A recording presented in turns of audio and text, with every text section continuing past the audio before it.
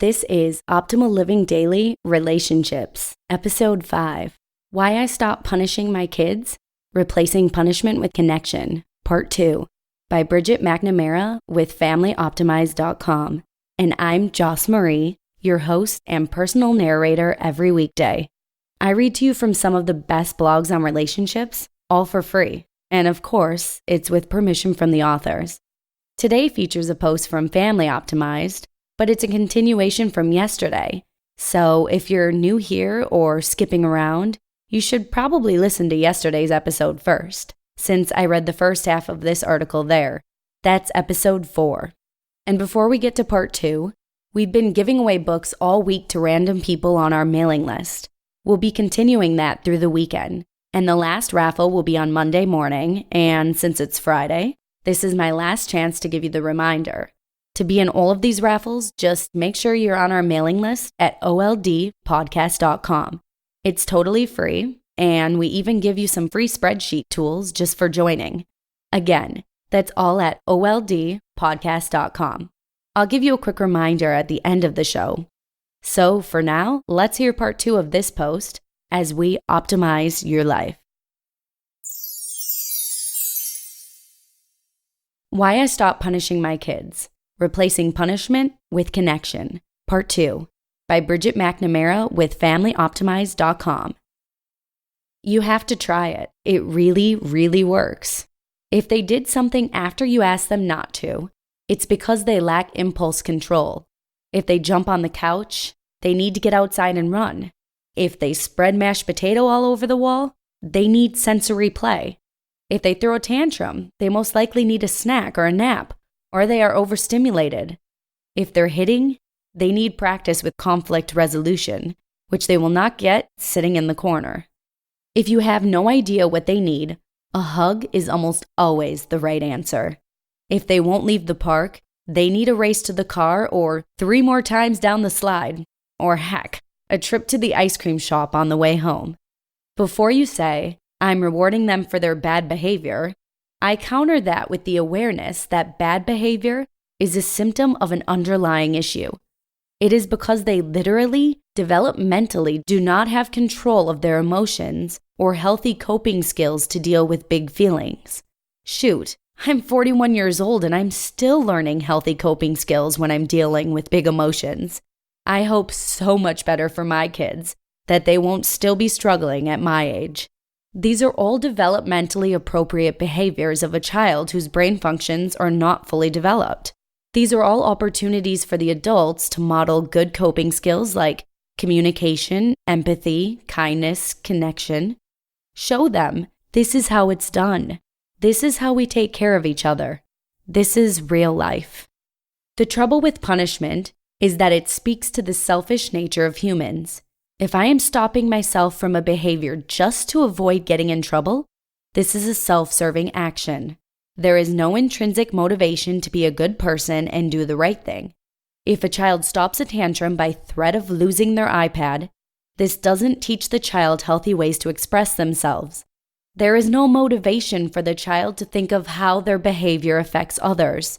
When we muddle a child's brain with fear of punishment and feelings of shame, we take away from them the opportunity to truly understand how their actions impact others. Punishment makes children feel angry, ashamed, and out of control. They aren't thinking about how the other person feels. I promise you that. Punishment hurts. What do hurt people do? They hurt people. Studies show that punishment actually increases aggression in children. Decades worth of research shows that punishment, even when it doesn't include physical force, promotes aggression. But studies conducted in the United States and in Sweden revealed another layer to that reality. Bullies in particular are more likely to have been raised by authoritarian parents who rely on punishment. The alternative? We should be sitting with our child and quietly connecting, teaching and empathizing.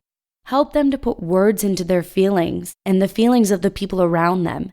When your child takes a toy from a friend or sibling, I know you want that toy. It is hard to wait when something looks so fun. Right now, we have to find something different to play with. Remember, that it's perfectly normal child development for a young child to see something and assume that because they want it, they should have it.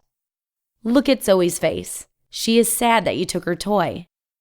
How about for an older child? Can we follow these same guidelines? Let's say your child is caught watching something on YouTube that you do not approve of. The first instinct is to ban YouTube and lock away every electronic in the house. The harsh truth is that the most likely result of this type of reaction is that your child figures out how to watch YouTube behind closed doors and erase their internet history. I can tell you from my real-life experience as an adolescent that my feelings from being punished range from complete shame to rampant lying to avoid the reaction that brought me that shame. So, what if you don't ban YouTube? What if instead you watch the content with your child and explain why it's problematic? What if you approached it from a place of love and said, as your mom or dad, it is my job to keep you safe and protect you from things that you might not be ready for. Ask them questions about what it is they like about the channel they are viewing and how they personally feel about the points you find offensive. I would be willing to bet that if it's content you don't approve of, there are probably things happening that your child doesn't fully understand and wish they could ask you about without having the axe fall. You can set limits without shaming them. You can assure them that they won't have their privileges ripped away from them if they ask you what bag means. In this way, you are keeping them safer than you could when they start hiding things from you. Speaking of hiding things from you, what if you catch your child lying to you? Isn't a lie most often a way to avoid punishment? If you remove the threat of punishment, you also remove the need to lie. For clarification, it's important to have very clear expectations and set limits to protect everyone in the house. It's okay to tell your child you are angry and hurt by what they've said or done. We have rules. We don't hurt each other, not physically or emotionally. We ask before using something that doesn't belong to us. We clean up our own messes. One of the most important rules of all, no revenge. You hurt me, so I hurt you, doesn't fly around here, and my 6-year-old will tell you that, adults and children alike. We are firm on these rules. We all screw up and break these rules sometimes. We cry, we stomp, we yell, we forgive. That's real life. If you would like more information on how to parent without punishments, I highly recommend the book, Unconditional Parenting by Elfie Cohn. Reading this book changed my life and my relationship with my children. You just listened to part 2 of the post titled, Why I Stopped Punishing My Kids, Replacing Punishment with Connection by Bridget McNamara with FamilyOptimized.com. This is a popular post on their site. I hope you enjoyed it. You can read a lot more parenting articles at Family Optimized, and of course, I'll be reading more for you soon. Before we go, we're doing raffles all this week to celebrate the launch of this show and a bunch of milestones on our others. The raffles end on Monday, so there's still time to get in on them. Just come by oldpodcast.com and enter your email address. It's totally free. You'll get some free spreadsheet tools from us and a short weekly email with some life tips, quotes, and more. And it's a nice way to show some support. So again, come by oldpodcast.com and enter your email address, and that'll enter you into our raffles for free. And that wraps up the very first week of Optimal Living Daily Relationships. Thank you for being here and checking out this brand new show. Have a great weekend, and I'll see you on Monday, where your optimal life awaits. Hello, Life Optimizer. This is Justin Malik, creator and producer of this podcast, but also Optimal Living Daily, the show where I read to you from even more blogs covering finance, productivity, minimalism, personal development, and more from incredible bloggers like Derek Sivers, Zen Habits, Mark and Angel, The Minimalists, and all the ones you hear on this show too. So if you enjoyed today's episode and like taking amazing blogs on the go, come on over to Optimal Living Daily and subscribe to that one too. And together, we'll start optimizing your life.